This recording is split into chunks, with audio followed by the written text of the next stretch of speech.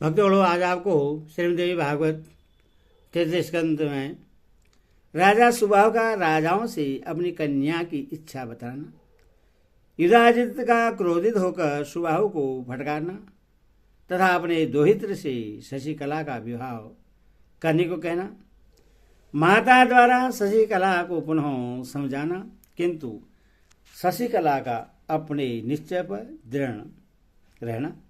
यह कथा आपको देवी भागवत सुनाऊंगा। आज उसको ध्यान प्रश्न है और इस चैनल को लाए गए सब्सक्राइब जरूर कुछ सुनिए। ब्यास जी बोले, हे राजन, महाराज सुबाहु पुत्र के द्वारा कही गई युक्ति संगत बातें सुनकर इस चिंता में पड़ गए कि अब आगे क्या किया जाए। अपने अपने सैनिकों तथा सेवकों के साथ यहाँ आए हुए और युद्ध की इच्छा वाले अनेक महाबली नरेश मंच पर बैठे हुए हैं। इस समय यदि मैं उन सभी से यह कहूं कि कन्या नहीं आ रही है, तो दुष्ट बुद्धि वाले वे राजा क्रोधित होकर मुझे मार ही डालेंगे। मेरे पास न तो वैसा सैन्य बल है और न तो सुरक्षार्थ अद्भुत किल्लाई है जिससे मैं इस समय उन सभी को पराजित कर सकूं। यह बालक सुदर्शन भी निस्सहाय, निर्धन और अकेला है। मैं तो हर तरह से ही दुख सागर में डूब चुका हूं। अब मुझे इस समय क्या करना चाहिए? इस प्रकार चिंता कुल राजा सुबाहु राजाओं के पास गए और उन सब को प्रणाम करके अत्यंत विनीत भाव से उन्होंने कहा, हे महाराजाओं, अब मैं क्या करूं?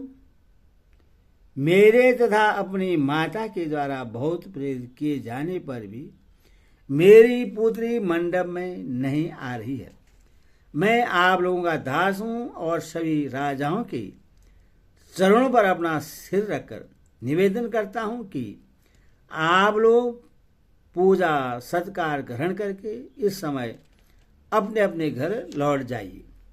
मैं आप लोगों को बहुत से रत्न, वस्त्र, हाथी तथा रथ देता हूं। इन्हें स्वीकार कर कृपा करके आप लोग अपने अपने भवन चले जाएं। मेरी पुत्री मेरे बस में नहीं है।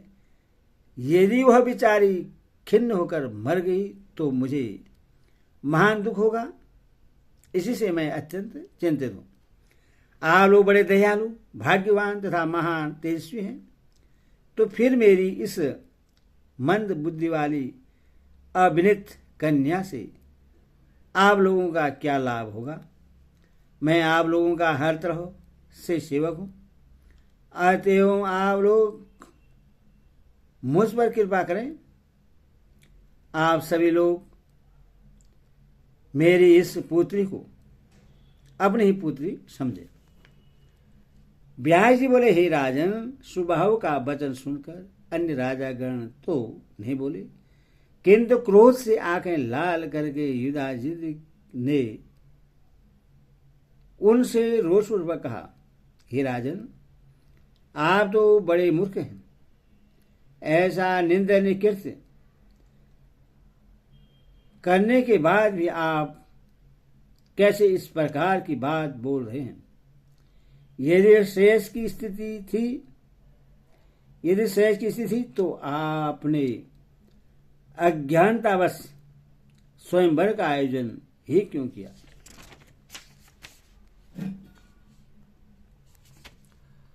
आपके बुलाने पर ही सभी राजा स्वयंवर में पधारे हुए हैं, तो फिर वे सुयोग्य राजागण यूं ही अपने अपने घर कैसे चले जाएं? क्या आप सभी राजाओं का अपमान करके सुदर्शन को अपनी कन्या देना चाहते हैं? इससे बढ़कर नीचता की और क्या बात होगी? अपने कल्याण चाहने वाले मनुष्यों को पहले ही सोच समझकर कोई कार्य प्रारंभ करना चाहिए। किंतु हे राजन, आपने तो बिना सोचे समझे ही यह आयोजन कर डाला।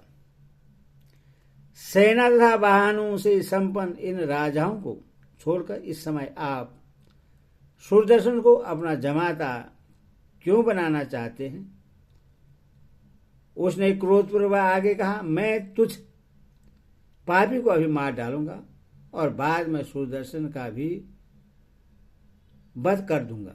तत्पश्चात तुम्हारी कन्या का विवाह अपने नाते शत्रुजित से कर दूंगा, इसमें कोई संदेह नहीं है। ऐसा दूसरा कौन व्यक्ति है जो मेरी रहते कन्या के हरण की इच्छा तक कर ले? और सुदर्शन तो अत्यंत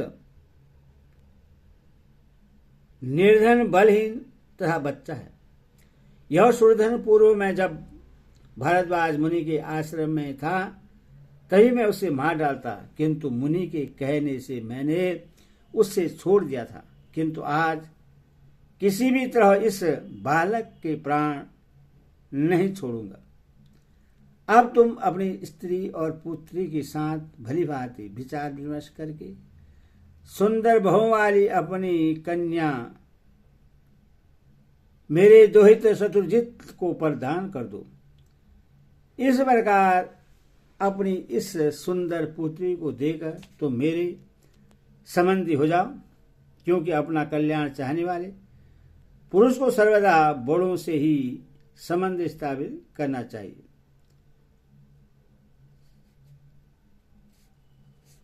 तुम अकेले और राज्यहीन सुदर्शन को अपनी प्राण प्रिया सुंदरी कन्या देकर क्या सुख चाहते हो? वर के कुल, धन, बल, रूप, राज्य, दुर्ग और सगे संबंधियों को देखने के बाद ही उससे अपनी कन्या देनी चाहिए, अन्यथा सुख नहीं मिलता। तुम धर्म तथा शाश्वत राजनीति पर समय विचार कर लो, तत्पश्चात यथोचित कार्य करो। इसके विपरीत कोई दूसरा विचार मत करो। तुम मेरे परम मित्र हो, इसीलिए तुम्हारे हित की बात बता रहा हूं। अब तुम अपनी कन्या को उसकी सखियों से ही स्वयंवर पर मंडप में ले जाओ। यदि वह सुदर्शन को छोड़कर किसी दूसरे का वरण कर लेगी तो इसमें मुझे विरोध नहीं होगा। आप अपनी इच्छानुसार उसके साथ विवाह कर दीजिएगा। हे राजेंद्र, अन्य सभी नरेश कुलीन, शक्तिशाली एवं हर तरह से सम्मान है, अथवा यदि इनमें से किसी को भी वह कन्या चुन लेती है तो विरोध ही क्या है? अन्यथा मैं बलपूर्वक आज इस सुंदर कन्या का हरण कर लूंगा। हे निर्श्रेष्ठ, जाओ इस कार्य को सुसंपन्न करो और इस असाध्य कलह में मत पड़ो।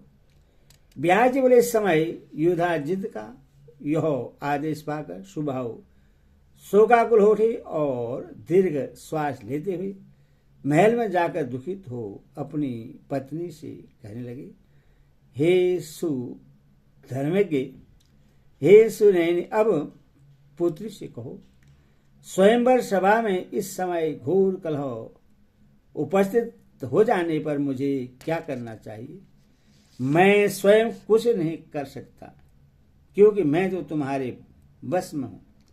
ब्याज वाले पति की यह बात सुनकर रानी अपनी पुत्री के पास जाकर बोली, पुत्री, तुम्हारे पिता राजा सुबाहु इस समय अत्यंत दुखित हैं। तुम्हारे लिए आए हुए नरेशों में भयंकर कलह उत्पन्न हो गया है। इसीलिए हे सुषणी, तुम सुदर्शन को छोड़कर अन्य किसी राजकुमार का वरण कर लो।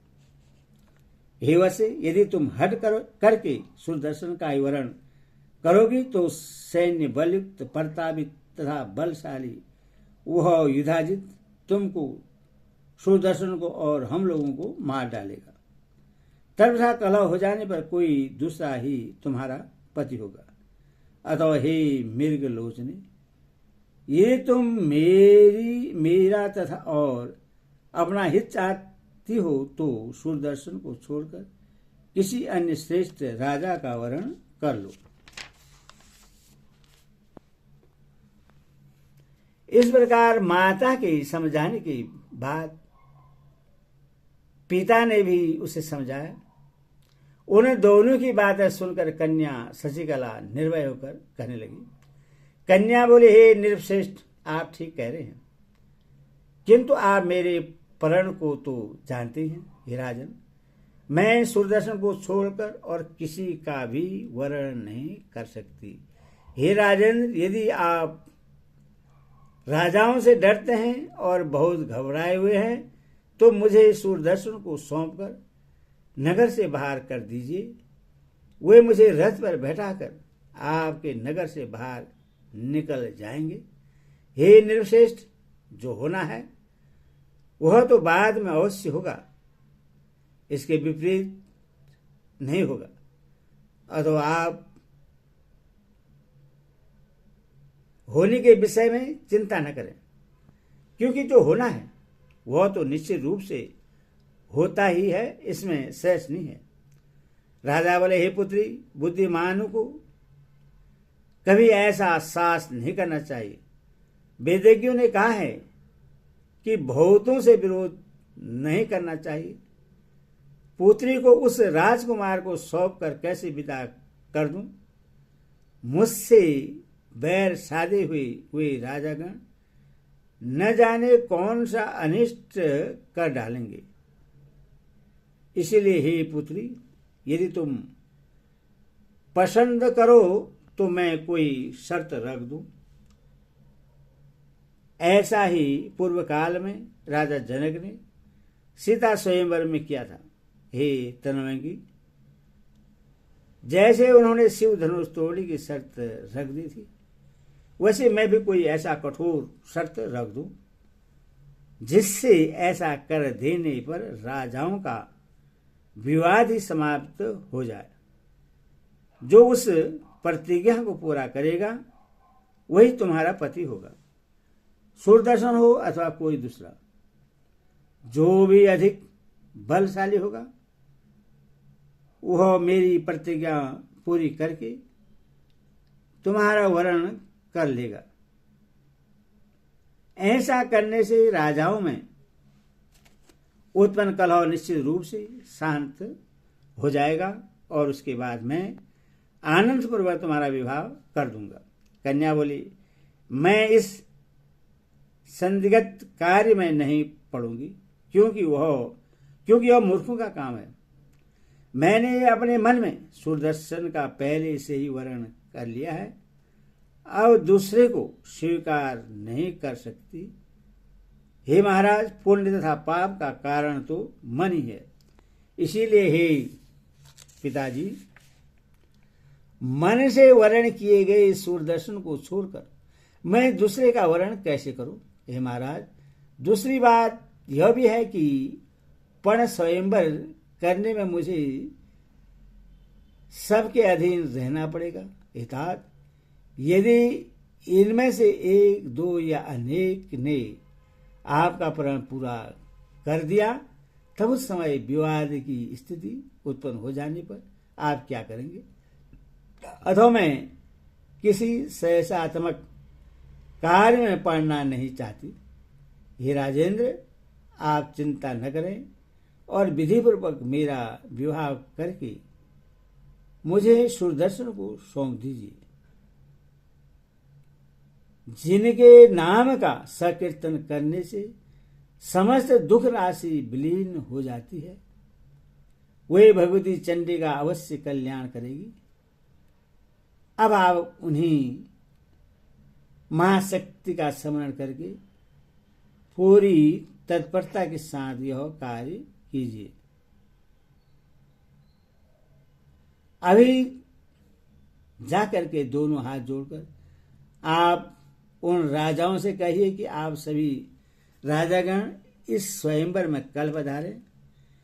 ऐसा कहकर संपूर्ण राज समुदाय को शीघ्र ही विसर्जित करके वैदिक रीति से सूरदर्शन के साथ रात में मेरा विवाह कर दीजिए। हे राजन, तदवसा उन्हें यथोचित उपहार देकर विदा कर दीजिए। तदनंतर महाराज ध्रुव संधि के पुत्र सुदर्शन मुझे साथ लेकर चले जाएंगे। इससे कुपित हुए राजा यदि युद्ध करने को उद्यत होंगे तो उस समय भगवती हमारी सहायता करेगी, जिससे वे राजकुमार सूरदर्शन भी उन लोगों के साथ संग्राम करने में अवश्य समर्थ होंगे। देह योग से यदि वे युद्ध में मारे गए तो मैं प्राण त्याग दूंगी। आपका कल्याण हो। आप मुझे सूरदर्शन को सौंपकर अपनी सेना के साथ महल में सुख पर रहे। मैं भी विहार करने की कामना से उनके साथ अकेली ही चली जाऊंगी। बिहार जी बोले, हे राजन, उस शशिकला का वचन सुनकर जननपति महाराज सुबाहु ने उससे पूर्ण रूप से विश्वस्त करके ठीक वैसा ही करने का निश्चय कर लिया। यदि श्रीमद् भागवत महापुराण षष्ठाध्याय तैतृष्के कन्या स्थापित प्रति सुदर्शन यह व्यूह कर्षणम नाम विश्वाध्याय हरि।